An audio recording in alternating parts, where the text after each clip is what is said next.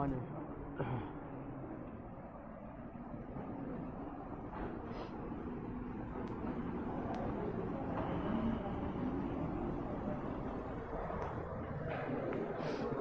Okay जी, बिस्मिल्लाह रहमान रहीम। बस बात करनी। हाँ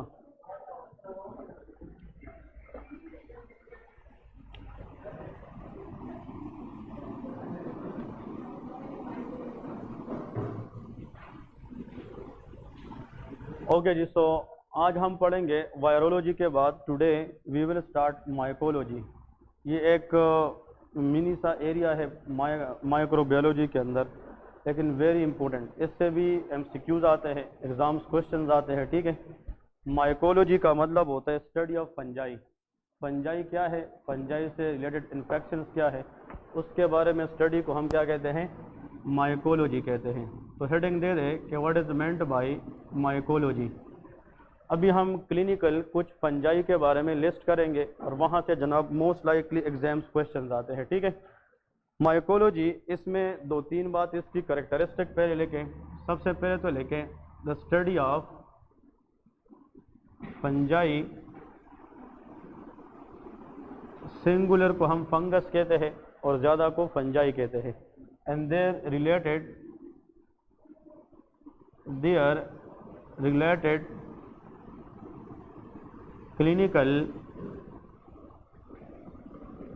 clinical diseases, that is called mycology. Actually fungi के बारे में स्टडी और उसके रिलेटेड डिजीजेस को हम क्या कहते हैं, माइकोलॉजी। अब इम्पोर्टेंट इसमें जो हम स्टार्ट करेंगे, जो बार बार एग्जाम में आते हैं, उसमें से एक कंडीशन है that is called tinea versicolor. ये एक फंगल इन्फेक्शन है। ठीक है। This is very important one. Fungal infection है, टीनिया वर्सिकलर इसका नाम है। देखें नाम के अंदर इसकी लॉजिक है। Number one, tinea is a fungi, ये फंजाई का नाम है। वर्सिकलर का मतलब यह है कि ऐसा इन्फेक्शन जिसमें मल्टीपल कलरेशन होती है, कभी स्किन पे हाइपर पिगमेंटेशन तो कभी हाइपो पिगमेंटेशन, कभी कभार रेशेज ब्लू होगी, कभी कभार रेशेज रेड होगी। तो वर्सिकलर का मतलब varying colour, varying mean different colour infection in the skin, that is called tinea versicolor. पहले इसकी डेफिनेशन लेके देखें। A fungal infection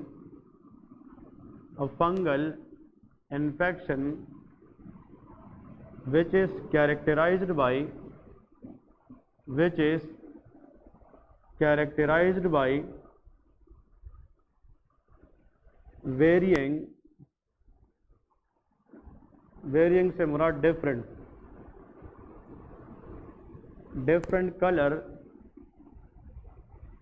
lesions in the skin,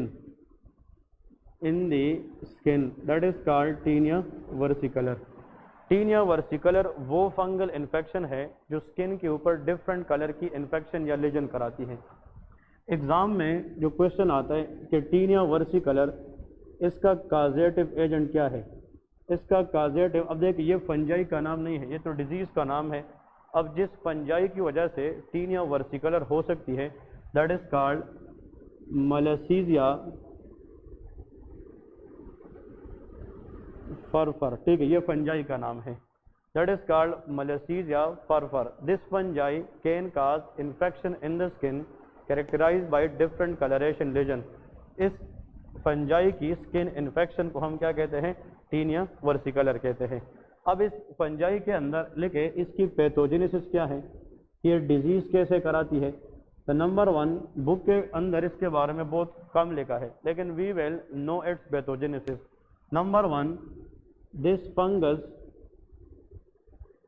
produce acids. ये क्या बनाती है, एसिड्स बनाती है। Acids mean toxic materials.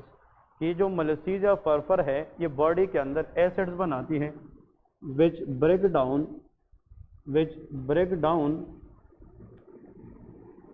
Down melanin, जो कि इसको ब्रेक करती है, melanin, leading to end results hypopigmentation. अभी देखिए सुबह के क्लास में हमने डिस्कस किया है कि स्किन के ऊपर जो ब्लैक पिगमेंटेशन होती है उसका रीज़न मेलानिन है। हमारे स्किन के अंदर कुछ स्पेसिफिक टाइप के सेल्स होते हैं, they are called melanocytes. Melanocyte has the ability to produce melanin. हमारी जो हेयर कलर है, आईब्रो कलर है या बेड कलर है, ये जो ब्लैक पिगमेंटेशन है ये किस वजह से होती है? मेलानिन की वजह से। और मेलानिन कहाँ से आती है? मेलानोसाइट से। कहते हैं ये जो मलेसीजिया फर फंजाई है ये जिस बंदे में फॉर एग्जाम्पल ट्रांसफर हो जाए तो स्किन के अंदर जाकर किसको ब्रेक डाउन करती है? मेलानिन। और मेलानिन की ब्रेक डाउन इसलिए होती है कि दिस फंजाई प्रोड्यूसेस एसिड्स, और अगर हम मेलानिन को ब्रेक करें, उसकी लेवल कम करें, तो फिर स्किन के ऊपर जो पिगमेंटेशन है वो कम हो जाएगी। इसलिए इस कंडीशन के अंदर हाइपोपिगमेंटेशन होती है। क्या होती है? हाइपोपिगमेंटेशन। अब ये लोग जब क्लिनिक आते हैं या जब ये फॉर एग्जांपल फिजिशियन के पास आते हैं तो ये किस तरह क्लिनिकल फीचर्स के साथ आते हैं? क्लिनिकल फीचर्स इसके जो नंबर 1 होगा हाइपोपिगमेंटेड लीजन। इसमें क्या होगी? Hypopigmented lesion. अब आप लोग को मैं व्हाट्सएप ग्रुप में इसके लीजन शेयर करूंगा, इसकी पिक्चर शेयर करूंगा। इस तरह का पेशेंट जब भी आता है तो आप लोग समझ जाए कि टीनिया वर्सिकलर होता है। लेकिन मैं क्लास के बाद व्हाट्सएप ग्रुप के अंदर आप लोग को टीनिया वर्सिकलर के जो पिक्चर्स होते हैं स्किन के वो शेयर करूंगा, ठीक है। लेकिन इसमें जो आर्म स्किन होता है, आर्म स्किन, इसकी लीजन आप लोगों को धीमी मतलब कम लगेगी। इसका वजह यह है कि this fungi can break down continuously melanin. जब मेलानिन नहीं होगा तो पिगमेंटेशन भी नहीं होगी, तो there will be pigmentation but normal से क्या होगी? कम होगी। Therefore the lesion are what? Hypopigmented. Number 2 itching. उस लीजन के अंदर इचिंग होगी, प्रूराइटिस होगी, मतलब इचिंग होगी।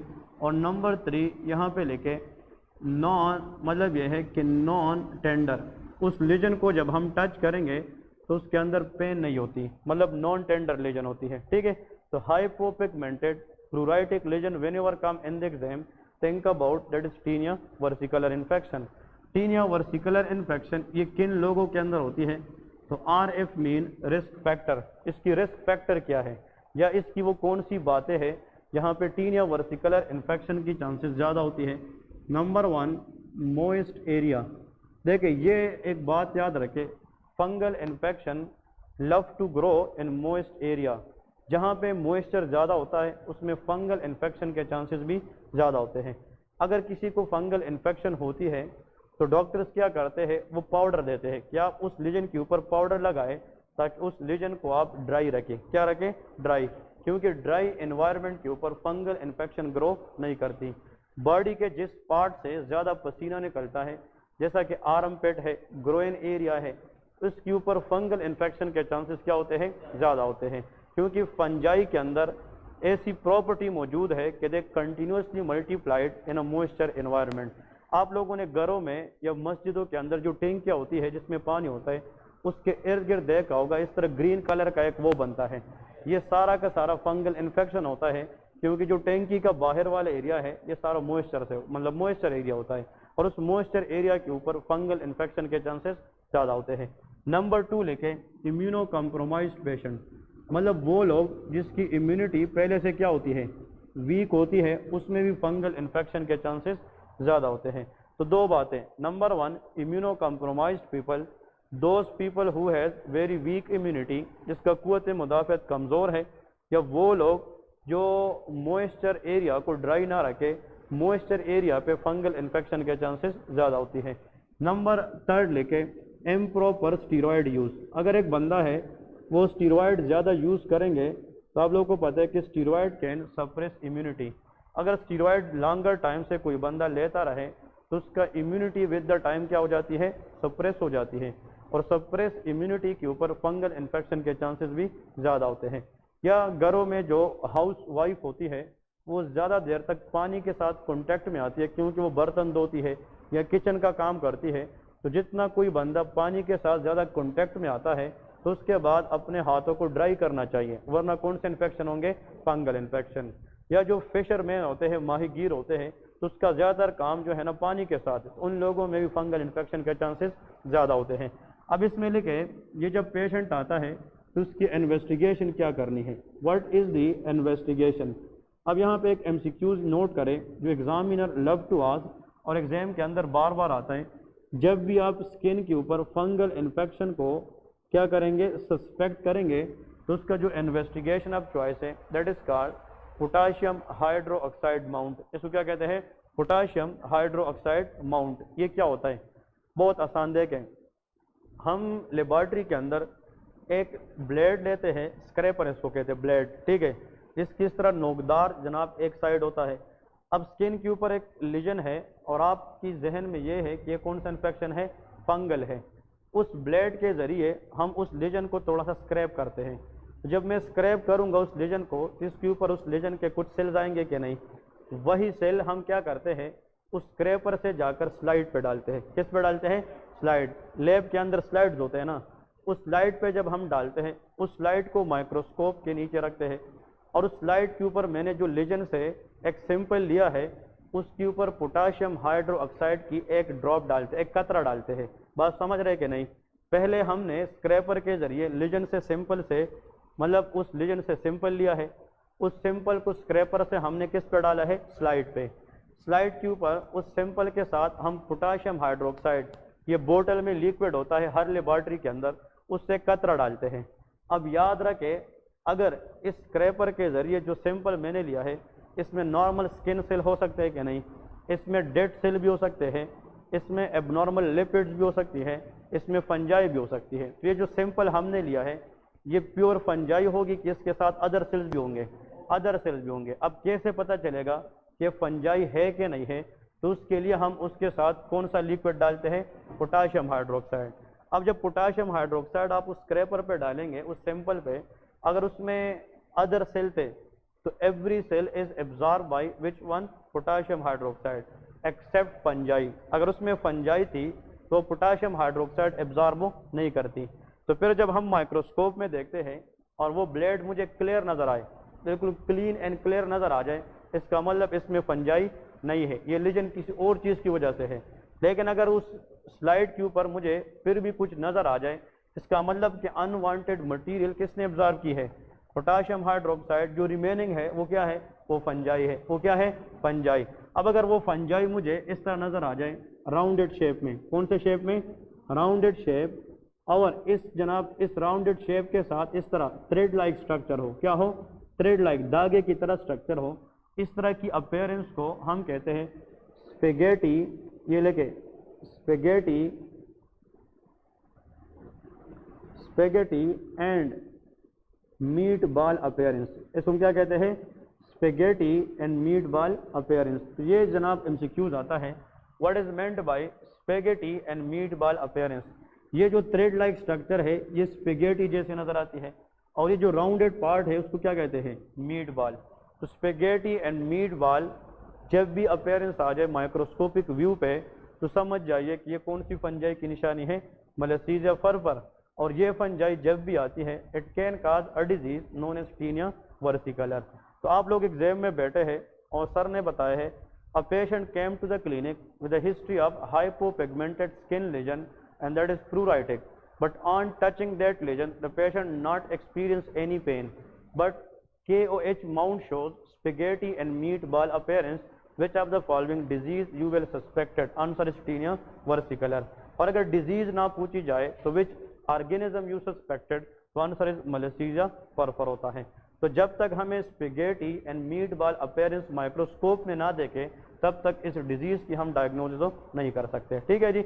अब इसके बाद लेके ट्रीटमेंट, इसकी ट्रीटमेंट क्या है, ये तो हमने जनाब डायग्नोज कर दिया, ये मतलब टीनिया क्या है, वर्सिकलर है।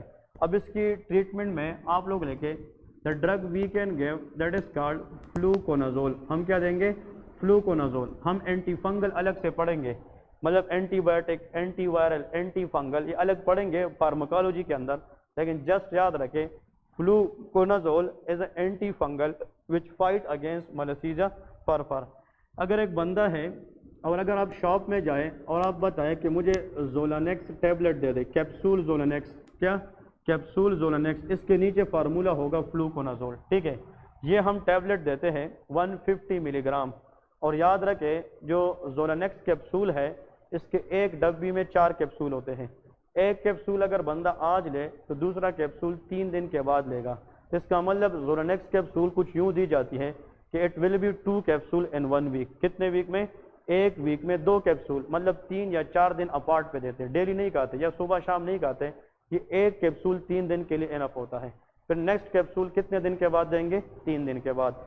अगर कोई बंदा फ्लूकोनाजोल को एलर्जिक हो, या उसको ये जनाब एंटी फंगल काम नहीं कर रहे, नेक्स्ट इज एट्राकोनाजोल। नेक्स्ट क्या होता है? एट्राकोनाजोल। ये भी एंटी क्या है? फंगल है। और अगर ये जो टीनिया वर्सिकुलर इन्फेक्शन है ये उस पेशेंट के जनाब हेड में भी है, इसका मतलब ये है उसके लिए हम देंगे सिलीनियम सल्फाइड शैम्पू। ये शैम्पू होता है, इसमें एंटी फंगल प्रॉपर्टी होता है, तो ये हम सिलीनियम सल्फाइड शैम्पू देते हैं। इससे हम पेरेंट कहते हैं कि बाल धोया करें। इसमें भी जो फंगल एलिमेंट है सर के अंदर वो क्या हो जाते हैं? वो ख़त्म हो जाते हैं। ठीक है जी। तो ketoconazole, itraconazole and selenium sulphide shampoo, these all are the treatment strategy for tinea versicolor. लेकिन अगर पेशेंट कहता है कि मुझे रात को नींद नहीं आती क्योंकि उस लीजन के अंदर बार बार क्या होता है? इचिंग होता है, तो हम सिट्राजीन भी ऐड करते हैं। क्या ऐड करते हैं? सिट्राजीन, विच इज़ एंटीहिस्टामिन। वो क्या है? एंटीहिस्टामिन। सिट्राजीन इसलिए देते हैं ताकि ये बंदा उस एरिया को बार बार इची ना करे। क्लियर है? क्योंकि अगर उस एरिया को बार बार इचिंग करवाएंगे तो उस लीजन को ख़राब करेंगे कि नहीं, तो ये मजीद फिर प्रॉब्लमेटिक हो जाएगा। तो for decreasing the itching the best treatment is cetirizine. क्या कहते हैं? सिट्राजीन। रेजेक्स टैबलेट का नाम सुना है कि नहीं? ये रेजेक्स के नाम से आते हैं। Regex is antihistamine. मतलब किसी को एलर्जी है और उसकी वजह से उसको मतलब फ्लू है या इसका कोई बॉडी पार्ट इचिंग कर रहा है, तो उसके लिए क्या देना है? सिट्राजीन देना है। तो this what all about tinea versicolor. अब वर्सिकुलर इसको इसलिए कहते हैं कि 90% जो लोग होते हैं उसमें क्या होता है कि जो स्किन लीजन है दे आर हाइपोपिगमेंटेड, बट 10% लोगों में हाइपर पिगमेंटेड भी हो सकते हैं। तो इसका मतलब ये है कि इस डिजीज़ के अंदर लीजन कभी हाइपोपिगमेंटेड होते हैं, कभी क्या होते हैं?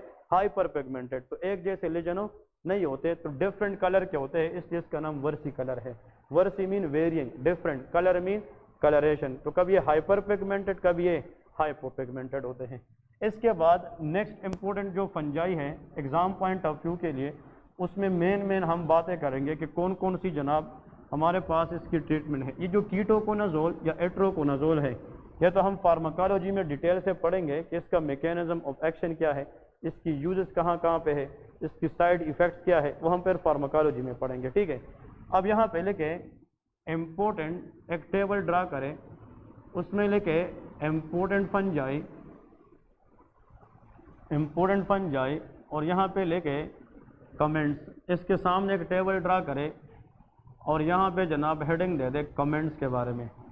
अब इम्पोर्टेंट फंजाई कौन कौन से हैं और उसकी कमेंट्स में हम क्या लिखेंगे। A group of fungi which is known as dermatophytes. इसको हम क्या कहते हैं? डर्मेटोफाइट्स। ये जनाब एक किस्म की फंजाई का ग्रुप है। ठीक है। अब इसमें डर्मेटोफाइट्स के अंदर अगर गुड स्टूडेंट है तो वो याद रखेगा कि इसमें कौन कौन सी स्पीशीज़ आती है। जो डर्मेटोफाइट्स वाला ग्रुप है इसमें एक फंजाई है, उसका नाम है ट्राइकोपाइटन। इसका नाम क्या है? ट्राइकोपाइटन। फंजाई के नेम्स डिफिकल्ट होते हैं तो उसको आप लोगों ने याद रखना है। Trichophyton is a fungi which is present in which category? Dermatophyte. Another is called epidermophyton. Another is epidermophyton और another is microsporum। ठीक है, माइक्रोस्पोरम। तो ये तीन कैटेगरीज है, ये तीन फंजाई है जो डर्मेटोफाइट्स कैटेगरी के अंदर आती है। ट्राइकोपाइटन, एपिडर्मोपाइटन एंड माइक्रोस्पोरम। ठीक है, ये तीन फंजाई याद रखें। अब देखें, ट्राई का मतलब क्या है? 3। ये वो फंजाई है जो 3 एरियाज को इन्फेक्ट करती है। ट्राई का मतलब 3 है। कौन कौन सी area? This can infect skin, ये स्किन को लीजन करा सकती है। Number 2, it can infect hairs, ये हेयर्स को इन्फेक्शन करा सकती है। और last but not the least, it can cause infection in the nails, नाखून, ये नेल्स इन्फेक्शन भी करा सकती है। तो ट्राइकोपाइटन एक ऐसी फंजाई है which target 3 areas of the body including skin, hairs and nails.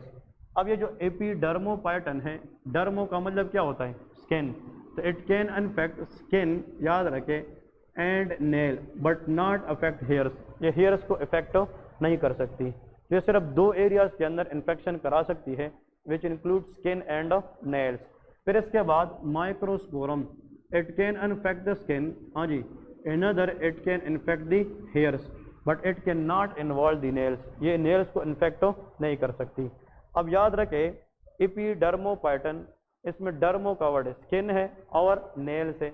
और याद रखें जो माइक्रोस्पोरम है it can infect skin and hairs, लेकिन trichophyton can infect any of these three. ठीक है जी।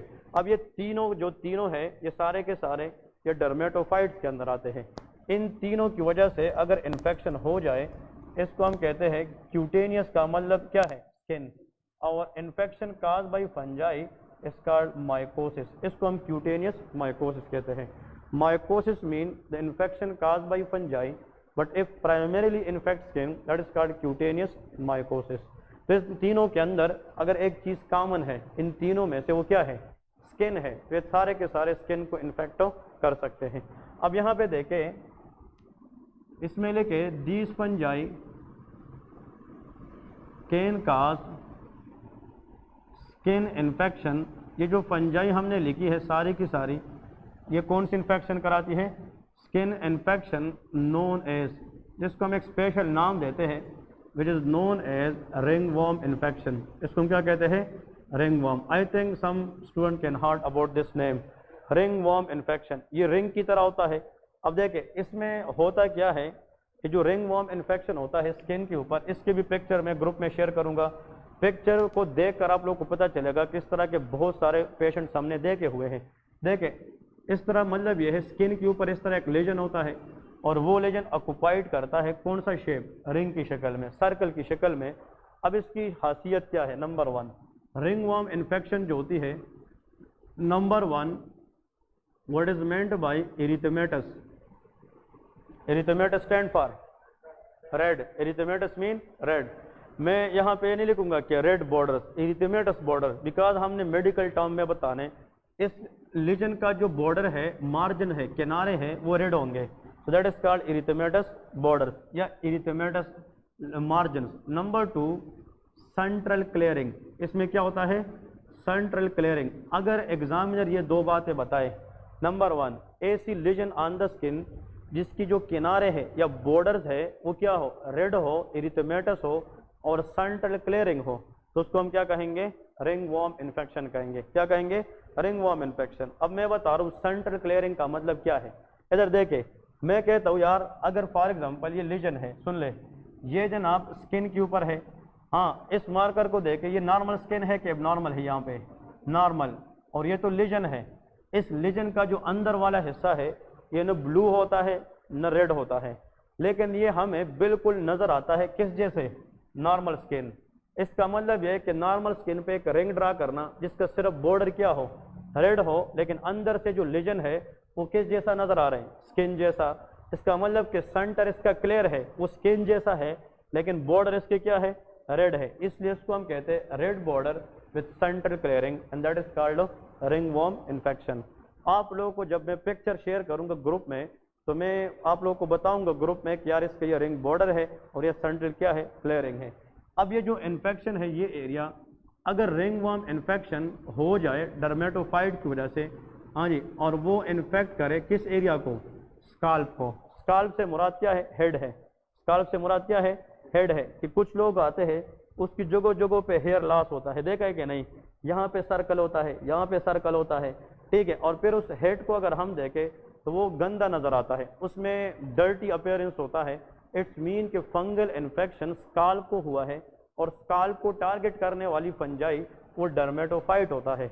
अगर स्काल्प के अंदर यहाँ पे रिंग की शक्ल में लीजन है और वो डर्टी लुकिंग है तो इसका मतलब समझ जाइए कि रिंगवॉर्म इन्फेक्शन है, लेकिन कहाँ को हुआ है, शाबाश, स्काल्प को। तो याद रखें अगर रिंगवॉर्म इन्फेक्शन स्काल्प को हो जाए तो उसका नाम है टीनिया कैपिटस। इसका नाम क्या है, टीनिया कैपिटस। एग्जाम में आता है, capitis is the word use for scalp. Skull के लिए जो वर्ड यूज होता है उसका नाम क्या है, कैपिटस। अगर रिंगवॉर्म इन्फेक्शन शाबाश बॉडी में हो जाए, कहाँ पे हो जाए, बॉडी। बॉडी से मुराद यहाँ पे 3 एरियाज है। Number 1 trunk area, trunk mean chest area, या अपर लिम है या लोअर लिम, या पेट पे एब्डोमेन पे हो जाए तो उसको हम कहते हैं टीनिया कार्पोरिस। इसका नाम क्या है, टीनिया कार्पोरिस। ये बहुत इंपॉर्टेंट एमसीक्यूज क्वेश्चन है सारे। Corporis is the word use for body. If tinea infection या रिंगवॉर्म इन्फेक्शन इन्फेक्ट द, आप डर्मेटोलॉजिस्ट के पास जाते हैं, आप कहते हैं कि डॉक्टर साहब यहाँ पे मेरे हाथ में पता नहीं रिंग की शक्ल में लीजन है, वो देखकर आपकी प्रिस्क्रिप्शन नोट में लिखता है टीनिया कार्पोरस। अगर रिंगवॉर्म की इन्फेक्शन हाथों को इन्फेक्ट करे, चेस्ट को इन्फेक्ट करे या एब्डोमेन को इन्फेक्ट करे, उस केस में हम उसको क्या कहेंगे, टीनिया कार्पोरस। अगर रिंगवॉर्म इन्फेक्शन बियर्ड एरिया में हो जाए, मतलब बियर्ड एरिया से मुराद ये है, ये जो जाज है यहाँ पे, ये जाज एरिया जो है इसको क्या कहते हैं, बियर्ड एरिया। इस पे अगर फंगल इन्फेक्शन हो जाए और वो रिंग की शक्ल में हो, रिंगवॉर्म इन्फेक्शन हो, इसको हम कहते हैं टीनिया बार्बे। इसको क्या कहेंगे, tinea barbae, very important one, ठीक है। लेकिन अगर ये जो टीनिया इन्फेक्शन है, अगर फॉर एग्जांपल ये इन्फेक्ट करे किस एरिया को, नेल को, क्या किस चीज़ को, नेल, उसका नाम है टीनिया अनगुअम। इसको क्या कहते हैं, टीनिया अनगुअम, ठीक है। Unguium is the word use for nail. If ringworm infection infecting the nail, उसमें जो नाखून होते हैं दे बिकम येलो, ये क्या हो जाते हैं, yellow, and they are easily to break. उस नाखून के साथ कोई भी चीज़ छोटी मोटी लग जाती है वो आसानी से जनाब टूट जाता है। So the nail which is easy to break and they look like yellow, think about tinea infection into the nail which is known as tinea unguum। लेकिन अगर ये वर्ड एग्जाम में नहीं आता तो याद रखें इसका दूसरा नाम है ओनाइकोमाइकोसिस। इसको क्या कहते हैं, onychomycosis. Onycho is the word use for nails. Onycho का मतलब क्या है, नेल है, और माइकोसिस का मतलब इन्फेक्शन काज बाई फंजाई। तो वो फंगल इन्फेक्शन जो नेल को हो जाए तो उसका नाम है ओनाइकोमाइकोसिस या टीनिया अनगुअम है। अनदर इम्पोर्टेंट वन, अगर फॉर एग्जांपल टीनिया इन्फेक्शन हो जाए but in in fact which area, groin area. Groin से मुराद वो एरिया जहाँ पे रिप्रोडक्टिव ऑर्गन्स होते हैं, उस एरिया को हम क्या कहते हैं, ग्रोइन एरिया। मतलब below the belt area any infection is called groin infection. अगर tinea infection groin area moist area होता है क्या नहीं, उसमें अगर टीनिया इन्फेक्शन हो जाए रिंगवॉर्म, तो इसको हम कहते हैं टीनिया क्रूरस। इसको हम क्या कहते हैं, tinea cruris. Tinea cruris is the infection which mainly infect which area, groin area, ठीक है। अनदर, अगर टीनिया इन्फेक्शन बाज़ औक़ात आप लोगों ने देखा होगा, बहुत सारे लोग होते हैं वो आते हैं जनाब क्लिनिक के अंदर, उसको ringworm infection in between the toes होता है। हमारी फुट में जो टोस के दरमियान जगह, अगर बंदा ज़्यादा देर तक पानी में रहे तो उसकी वो जगह जनाब थोड़ी सी इस तरह फॉर एग्जांपल इन्फेक्टेड हो जाती है, फिर उसमें इचिंग होता है। तो टीनिया इन्फेक्शन अगर कहाँ पे हो जाए, फुट से मुराद इन बिटवीन द टोज हो जाए तो उसको हम कहते हैं टीनिया पेडिस। क्या कहेंगे, टीनिया पेडिस। एथलीट फुट्स का नाम सुना है कि नहीं, टीनिया पेडिस को हम एथलीट फुट्स भी कहते हैं। इसलिए अगर बेड वॉक पे बंदा ज़्यादा देर तक पानी में रहे, फॉर एग्जाम्पल इस तरह गांव के इलाकों, मतलब गांव में या इस तरह कहीं ना कहीं जो वहाँ पे बारिश के बाद जो नहरें वगैरह इसमें पानी आता है, तो उसमें ये बच्चे फिर नहाते रहते हैं, स्विमिंग करते हैं, उन बच्चों में फिर in between the toes infection के चांसेस ज़्यादा होते हैं, और वो फिर रात के वक्त जब वो बेड पे जाते हैं तो उसके अंदर ईचिंग ज़्यादा होती है। बात समझ रहे कि नहीं। तो एथलीट फुट्स का मतलब ये है कि जो लोग या माहीगीर वगैरह होते हैं, जो फिश कैचर होते हैं, उसमें भी एथलीट फुट्स के चांसेस क्या होते हैं, ज़्यादा। तो हम फिर क्या कहते हैं कि कोशिश करें कि अगर आप नमाज भी पढ़ें तो उस एरिया पे मसा क्या करें, उसको आप मतलब ये कि पानी से बचा के रखें, क्योंकि मोइस्ट एरिया के ऊपर इन्फेक्शन के मजीद चांसेस हो सकते हैं। तो जितना हम उस एरिया को ड्राई रखें तो फिर इन्फेक्शन ठीक होने के चांसेस भी ज़्यादा होते हैं, ठीक है। तो इनमें से एक या दो MCQs क्वेश्चन ज़रूर आते हैं। So 1 MCQs from here, exam में आएगा कि a patient presented to you with ringworm infection in the upper hand, which type of infection you suspected to tinea corporis. अगर आ जाए कि रिंगवॉर्म इन्फेक्शन ये ग्रोइन एरिया में है, उसका नाम टीनिया क्या है, क्रूरस है। तो डिपेंडिंग अपॉन द एरिया उसका अपना अपना नाम है।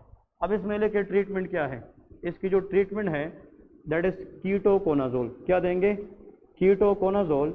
अगर कीटोकोनाजोल नहीं दे सकते you can go for fluconazole. इन सब की ट्रीटमेंट ऑलमोस्ट सेम है, लेकिन ड्रग्स देने के साथ साथ पेशेंट को बताया करें try to keep that area dry. उसको क्या रखना है, ड्राई। या तो उस एरिया को टॉवल से, साफ तौलिए के जरिए टॉवल से उसको ड्राई रखे, या उस पर पाउडर डाले ताकि वो एरिया मोइस्ट ना है, क्योंकि मोइस्ट एनवायरनमेंट के अंदर फंगल ग्रोथ की चांसेस क्या होती है, ये ज़्यादा होती है। तो ये जनाब टीनिया इन्फेक्शन है, और इसमें जनाब मोस्ट इम्पोर्टेंट पॉइंट्स आप लोगों ने यही याद रखने हैं। Another fungi which is important for the exam, इसके साथ साथ that is called Candida. इसका नाम क्या है? Candida. ये नाम भी आप लोगों ने सुना होगा. Candida is a fungi which can cause infection known as candidiasis. इसकी infection को क्या कहते हैं? Candidiasis. अब यहाँ पे लिखे जो Candida ये एक फैमिली है. इसके अंदर जो मोस्ट कॉमन फंजाई आती है, number 1 is called Candida albicans. एक का नाम क्या है? Candida albicans. नेक्स्ट लिखे कैंडिडा नाइगर. एक का नाम है कैंडिडा नाइगर. और थर्ड नंबर लेके कैंडिडा फ्यूमिगेटस. तो these are the 3 Candida species. अभी बुक के अंदर फर्स्ट एड में सिर्फ कैंडिडा एल्बेकन मेंशन है, लेकिन ये नेक्स्ट सेकंड थर्ड स्पीशी भी याद रखे, ठीक है. Candida is a group of fungi. ये फंजाई का एक ग्रुप है जिसके अंदर 3 स्पीशीज आते हैं. First is called Candida albicans, candida niger and candida fumigatus. इन तीनों में से 90% infection that is caused by candida albicans कौन सा कराती है? Candida. So the most common candida which can cause infection known as candida albicans. ये albicans से मुराद ये है वाइट. ये वाइटिश नज़र आती है जिसको एल्बेकन कहते हैं. ये जनाब ग्रीन नज़र आता, येलो सॉरी ब्लैक नज़र आता है तो उसको हम नाइगर कहते हैं. और ये ग्रीन नज़र आती है तो उसको हम फ्यूमिगेटस कहते हैं. So depending upon the appearance of this fungi इसके ये नाम भी है. The candida which look white is called albicans. वो कैंडिडा जो हमें ब्लैक नज़र आए उसको क्या कहते हैं? नाइगर. और जो ग्रीन नज़र आ जाए तो उसको हम फ्यूमिगेटस कहते हैं. अब सवाल ये है इम्पोर्टेंट वन कि टारगेट एरियाज. ये जो कैंडिडा स्पीशी है ये बॉडी के अंदर किन किन एरियाज को टारगेट करती है? कौन कौन सी वो एरियाज है जहाँ पे कैंडिडा इन्फेक्शन के चांसेस ज़्यादा होते हैं? नंबर 1 लेके it can cause oral candidiasis. ये क्या कराता है? ओरल कैंडिडियासिस, जिसको हम कहते हैं ओरल थ्रश. क्या कहते हैं? Oral thrush. ये ओरल कैविटी को इन्फेक्ट करते हैं and it can cause pharyngitis. ये क्या कराते हैं? फेरेंजाइटिस. देखें इसका क्लासिकल एमसीक्यूज कहाँ कैसे आता है? ब्रोंकियल आस्थमा का नाम सुना है कि नहीं? जिसको दमे का या मरीज हो जिसको दमे का मसला हो, सांस लेने में दुश्वारी होती है, ब्रोंको कंस्ट्रक्शन होता है, तो उसकी ट्रीटमेंट मैंने आप लोगों को सिखाई थी. इसमें हम ब्रोंको डायलेटर देते हैं. तो उसमें हम वो स्प्रे जनाब पफ करते हैं, उसमें स्टीरॉयड होता है. क्या होता है? स्टीरॉयड. आस्थमा पेशेंट जब वो स्प्रे की शक्ल में स्टीरॉयड लेते हैं तो कुछ स्टीरॉयड तो ब्रोंकस में जाकर क्या करते हैं? ब्रोंकोडायलेशन करते हैं. लेकिन उस स्प्रे के जरिए जो स्टीरॉयड मॉलिक्यूल है कुछ ना कुछ कहाँ पे रह जाते हैं? माउथ में. माउथ के अंदर नॉर्मल फ्लोरा है. वो बैक्टीरिया जो बॉडी के लिए यूजफुल होती है उसको कहते हैं नॉर्मल फ्लोरा. बात समझ रहे कि नहीं? जो स्टीरॉयड है, आस्थमा जब पेशेंट होता है वो स्टीरॉयड एक दफ़ा यूज़ करेगा या ज़्यादा देर तक यूज़ करेगा, ज़्यादा सालों साल तक यूज़ करेगा. तो जब वो स्टीरॉयड स्प्रे में लेगा ओरल कैविटी के ज़रिए, तो उसका मकसद ये होता है कि ये स्टीरॉयड ब्रोंकस में जाए और ब्रोंको क्या करे? डायलेशन करे, जिससे सांस लेने में दुश्वारी कम हो जाए. लेकिन अगर वो बंदा स्टीरॉयड यूज़ करता रहे और स्टीरॉयड यूज़ के बाद अपनी माउथ को वॉश आउट ना करें तो कुछ स्टीरॉयड मॉलिक्यूल माउथ में रहेंगे. और अगर स्टीरॉयड ज़्यादा से ज़्यादा माउथ में बिल्ड होता जाए तो नॉर्मल फ्लोरा को सप्रेस करने के चांसेस क्या होते हैं? ज़्यादा, क्योंकि स्टीरॉयड कैन डिक्रीज इम्यूनिटी. तो जब हमारी नॉर्मल फ्लोरा को सप्रेस करेंगे तो फिर इन्फेक्शन और फंगल इन्फेक्शन के चांसेस क्या होंगे? ज़्यादा. The most common fungi which can cause infection in the oral cavity is candida. इसलिए that is called oral candidiasis या ओरल थ्रश. तो जब भी दमे के मरीज में आप स्टीरॉयड स्प्रे में देना चाहे, बताया करें कि जब आप स्प्रे यूज़ करें तो 2 मिनट के बाद जाकर अपने माउथ को वॉश आउट करें, वरना आपको ओरल कैविटी इन्फेक्शन के चांसेस ज़्यादा हो सकते हैं. और वो इन्फेक्शन अगर किसी फंजाई की वजह से हो सकती है, उस फंजाई का नाम क्या है? कैंडिडा है. समझ रहे कि नहीं? ये बहुत इंपॉर्टेंट है. तो एग्जामिनर इस तरह आपको बताएगा क्या patient was taking treatment for bronchial asthma, but after few days या after few weeks the patient came with oral cavity infection. और एग्जामिनेशन पे यहाँ पे जो सॉफ्ट पैलेट है इसके ऊपर एक तह बनी थी, मेम्ब्रेन बनी थी, तो वो इन्फेक्शन कौन सी फंजाई ने कराई होगी? Candida. And that is called oral candidiasis, या इसको हम कहते हैं ओरल थ्रश. क्या कहते हैं? Oral thrush. इसकी ट्रीटमेंट एग्जाम में आता है. फिर आप क्या करेंगे? शाबाश. इसमें याद रखें नेस्टाटीन स्प्रे देते हैं. कहते हैं नेस्टाटीन स्प्रे. ये जो नेस्टाटीन है ये एक स्प्रे है और ये कैंडिडा के खिलाफ इफेक्टिव काम करती है। निस्टेटीन की स्प्रे आती है, पेशेंट को कहते हैं कि वो स्प्रे करे उस एरिया पे ताकि उसके अंदर जो कैंडिडा स्पीशी है उसकी ग्रोथ क्या हो जाए, कम हो जाए। ठीक है। नंबर 2 लेके कैंडिडा इन्फेक्शन, ये बच्चों में कॉमन होता है। जो बच्चे होते हैं उसको माए डायपर पहनती है, ठीक है ना। फॉर एग्जाम्पल या डायपर जो है ना ज़्यादा देर तक वो पहन के रखे तो बच्चे से जब वो डायपर रिमूव करती है तो उसके जो ग्रोइन एरिया है वो रेड होता है कि नहीं, इसको कहते हैं डायपर रैश। क्या कहते हैं, डायपर रैश। और डायपर रैश का लीडिंग काज कैंडिडा इन्फेक्शन होता है। अब जब डायपर ज़्यादा देर तक ग्रोइन एरिया में स्टिक रहे, पेस्ट रहे, तो उसमें मॉइस्चर के चांसेस क्या होते हैं, ज़्यादा। इसलिए कहते हैं कि डायपर एवरी 6 to 8 आवर के बाद चेंज करना चाहिए, वरना बच्चों के अंदर क्या होंगे, कैंडिडियासिस के इन्फेक्शन चांसेस ज़्यादा। तो Candida can cause diaper rash, ये क्या करा सकती है, डायपर रैश करा सकती है। फिर जब वो डॉक्टर के पास बच्चे ले जाते हैं तो उनको हम पाउडर भी देते हैं ताकि उन रैशेस को हम ड्राई रखें, और माँ को ये भी बताते हैं कि हर 6 से 8 घंटे के बाद आप डायपर चेंज क्या करें बच्चे की, वरना उसको रैशेस के चांसेस क्या होंगे, ज़्यादा। That look like very red, उसमें ईचिंग होती है तो उससे बच्चा जो है ना बार बार रोता रहता है। ठीक है जी, तो ये डायपर रैशेस कराती है। नेक्स्ट वेरी इंपॉर्टेंट जो मेरे लिए एग्जाम क्वेश्चन है वो ये है कि Candida can target the heart. ये किसको टारगेट करता है, हार्ट को। और हार्ट के अंदर ये इनर लेयर को इन्फेक्ट करता है एंड दैट इज एंडोकार्डियम, नाम सुना है कि नहीं। और अगर उसकी इन्फ्लेमेशन हो जाए condition is called endocarditis. Accident तो लेके इट कैन कॉज एंडोकार्डाइटिस। इसका मतलब यह है कि जो कैंडिडा इन्फेक्शन है ये एंडोकार्डाइटिस भी करा सकती है, एंडोकार्डाइटिस। लेकिन हर एक बंदे में नहीं, उन लोगों के अंदर जिसकी इम्यूनिटी पहले से क्या होती है, वीक होती है, कंप्रोमाइज्ड होती है। एक्सीडेंट, ये बात जरूर याद रखे। एक होते हैं immuno competent. What is immuno competent, वो बंदा जिसकी इम्यूनिटी कम्पीट कर सकती है, वो स्ट्रांग हो सकती है, वो इम्यूनो क्या है, कम्पिटेंट है। और जिस बंदे की इम्यूनिटी कंप्रोमाइज है वो कहते हैं कि यार बैक्टीरिया को कहते हैं कि कंप्रोमाइज करे, मुझ में इतनी जान नहीं है, तो वो वीक है बंदा, इम्यूनो कंप्रोमाइज है। इम्यूनो कंप्रोमाइज लोग कौन कौन से हो सकते हैं, कैंसर के लोग हो सकते हैं, immuno compromise patient chronic disease के पेशेंट हो सकते हैं, immuno compromise patient improper steroid use के लोग हो सकते हैं, इम्यूनो कंप्रोमाइज लोग आर्गन ट्रांसप्लांट के हो सकते हैं, इम्यूनो कंप्रोमाइज लोग ऑटो इम्यून डिजीज के हो सकते हैं, इम्यूनो कंप्रोमाइज लोग आईवी ड्रग एब्यूजर हो सकते हैं। जो लोग आईवी ड्रग एब्यूजर होते हैं उसकी इम्यूनिटी क्या होती है, कमज़ोर होती है, क्योंकि जो ड्रग वो खुद अपने आप को इंजेक्ट करते हैं तो वो सिरिंज जो है वो सही तरीके से हाइजीनिक नहीं होता, तो वो तो सिरिंज नीचे ज़मीन पे भी रखते हैं, फिर वही सिरिंज उठा के अपने आप को ड्रग भी इंजेक्ट करते हैं। तो lot of bacterias and fungi वो अपने बॉडी को दे रहे होते हैं। The most common cause of endocarditis in IV drug abuser that is Candida infection. वो क्या होता है, कैंडिडा। तो यहाँ पे लेके आईवी ड्रग, ये क्या होता है, आईवी ड्रग एब्यूजर है। वहाँ समझ रहे क्या नहीं। तो जो आईवी ड्रग एब्यूजर्स होते हैं उसके अंदर अगर कैंडिडा इन्फेक्शन करा सकती है, it will leads to endocarditis. और आप लोगों को पता है कि हार्ट के अंदर कितने वाल्व्स होते हैं, 4।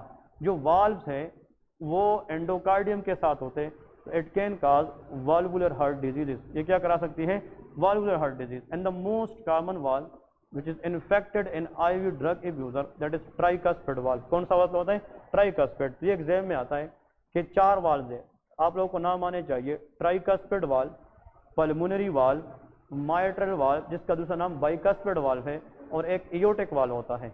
इन 4 में से अगर कोई वाल्व IV ड्रग एब्यूजर में टारगेटली अफेक्ट हो सकता है, वो क्या है, ट्राइकस्पिड वाल्व। इसको प्रूव करते हैं, देखिए बहुत आसान तरीके। कल को आपसे कोई पूछे कैसे, तो देखिए बहुत आसान, मुझे ये बताएं शाबाश, how many chambers in the heart we have, 4 chambers. Simple diagram लेते हैं, देखिए ये राइट एट्रियम है, तो क्या है, left atrium, right ventricle and left ventricle. इधर फोकस करें तो इस कंसेप्ट का मजा भी आएगा, समझ भी जाओगे कि कैसे। अब जो आईवी ड्रग एब्यूजर के लोग होते हैं, इधर देखें, राइट एट्रियम से हमेशा ब्लड किधर जाता है। एक उसूल याद रखें MBBS में कि राइट से लेफ्ट ब्लड कभी भी नहीं जाती। आफ्टर द बर्थ की बात करो, बिफोर द बर्थ प्लेसेंटा जो माँ और बच्चे के दरमियान कनेक्शन होता है वो ब्लड की ऑक्सीजनेशन करती है, तो बच्चे के अंदर लंग्स काम नहीं करते। Before the birth of the baby, जब बेबी इनसाइड द यूट्रस होता है 9 मंथ प्रेगनेंसी में, तो उसके लंग्स कोलैप्स होते हैं। क्या होते हैं, कोलैप्स।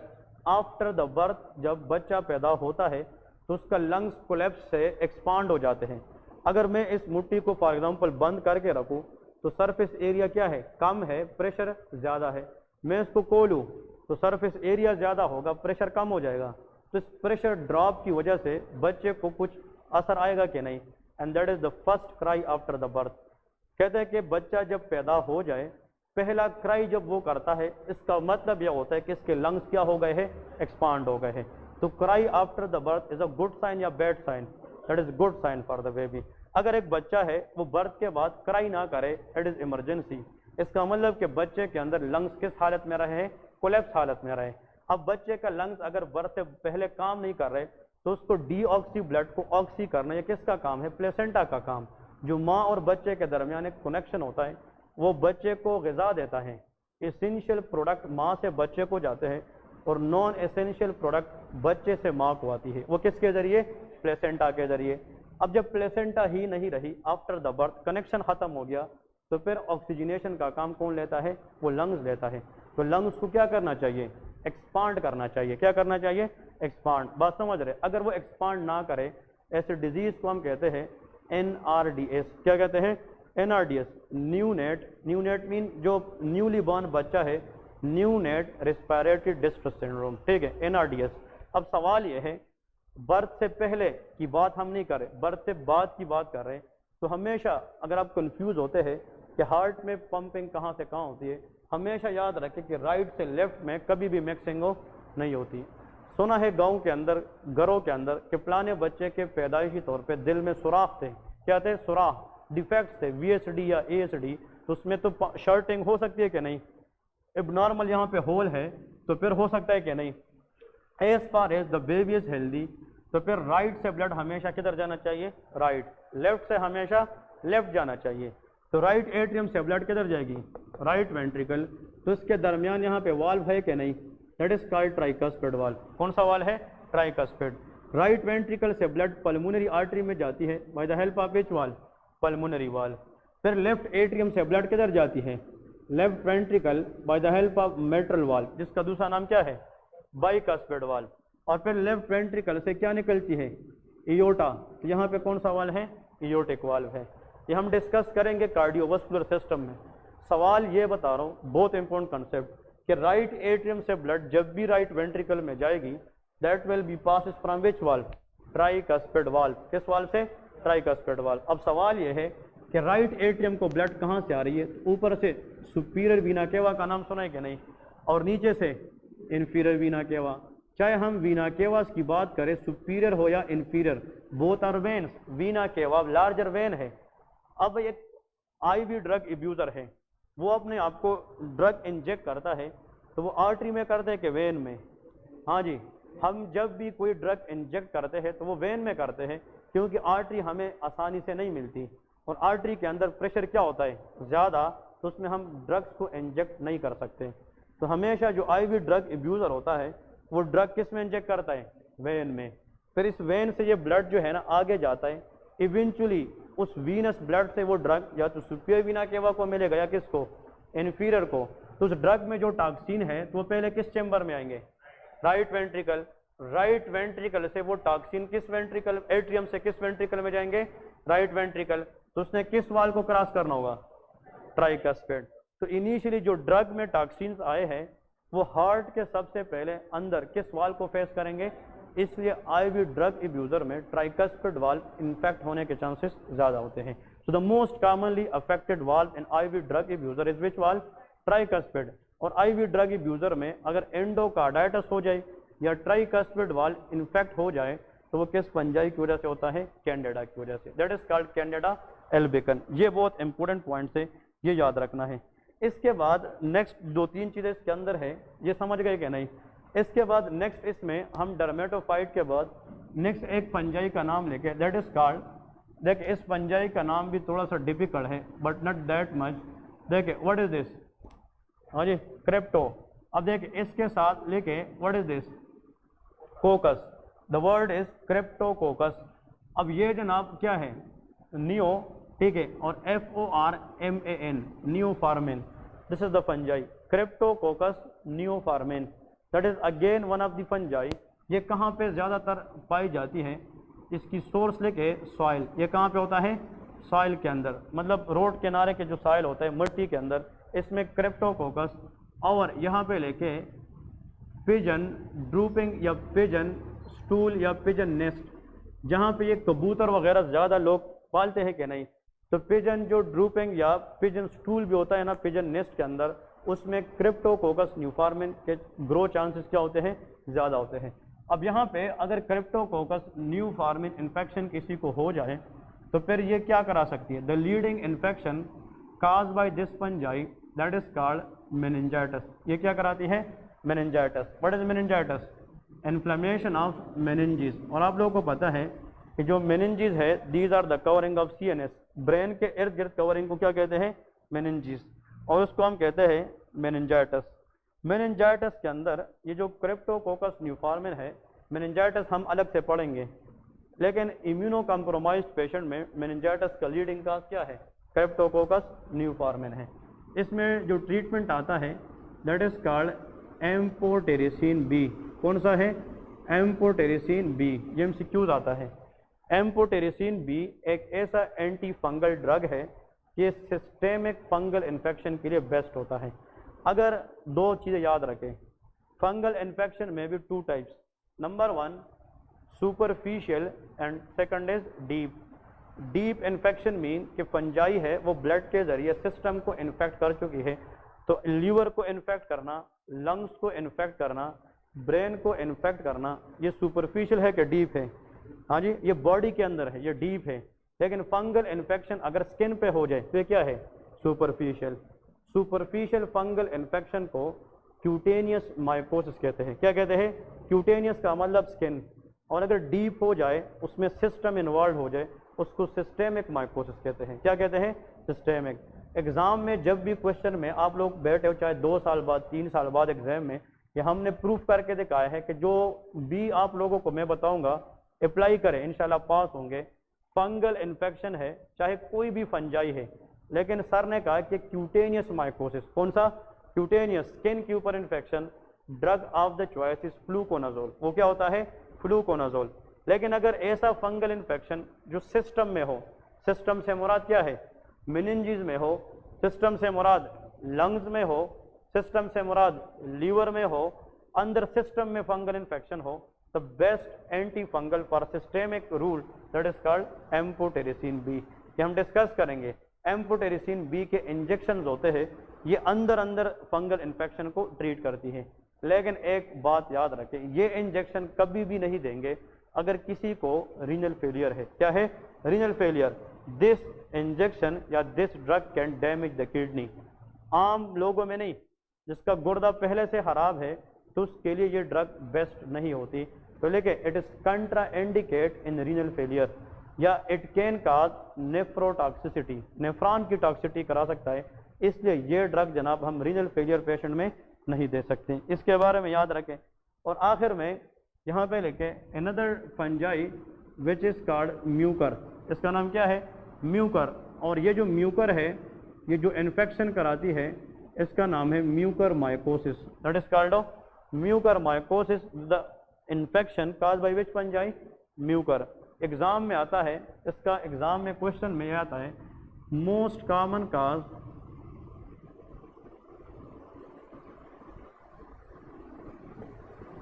काज ऑफ, हाँ जी, मैं यहाँ पे एक वर्ड लिखता हूँ लाइफ थ्रेटनिंग। तो डेंजरस या non dangerous, dangerous. Life threatening से मुराद ये है वो इन्फेक्शन जिससे इंसान की डेथ हो सकती है, उसको क्या कहते हैं, लाइफ थ्रेटनिंग।